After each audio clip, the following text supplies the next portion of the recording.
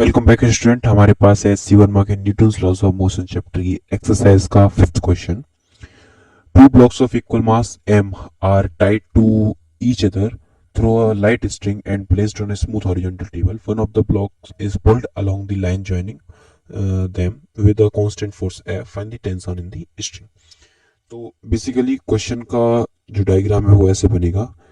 एक ब्लॉक है, ये दूसरे ब्लॉक से कनेक्टेड है और इन दोनों ब्लॉक को एक कांस्टेंट फोर्स F से पुल किया जाता है और ये पूरा सिस्टम एक स्मूथ टेबल पर रखा हुआ है, यानी फ्रिक्शन नहीं है। तो ये भी गिवन है कि दोनों का मास सेम है। हमारे पास सबसे पहले हम इसका एक्सेलरेशन निकालते हैं। एक्सेलरेशन का क्या फॉर्मूला होता है?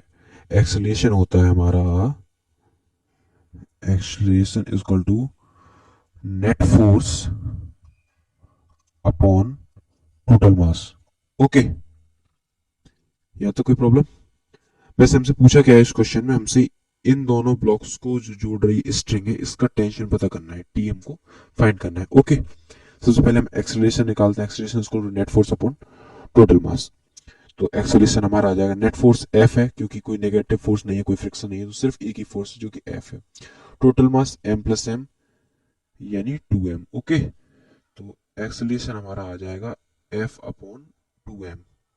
अच्छा, टेंशन का क्या फॉर्मूला होता है? Tension tension is equal to mass into acceleration.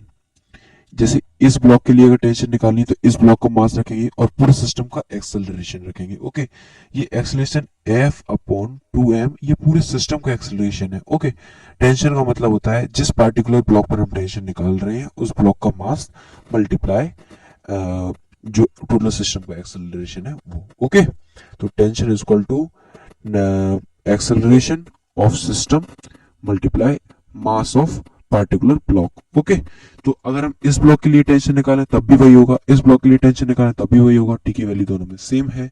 तो टेंशन हमारा आ जाएगा एक्सेलरेशन ऑफ सिस्टम यानी F upon 2m multiply a particular block यानी कोई भी एक ब्लॉक। ओके, m से m कट जाएगा, टेंशन हमारा आ जाएगा F अपॉन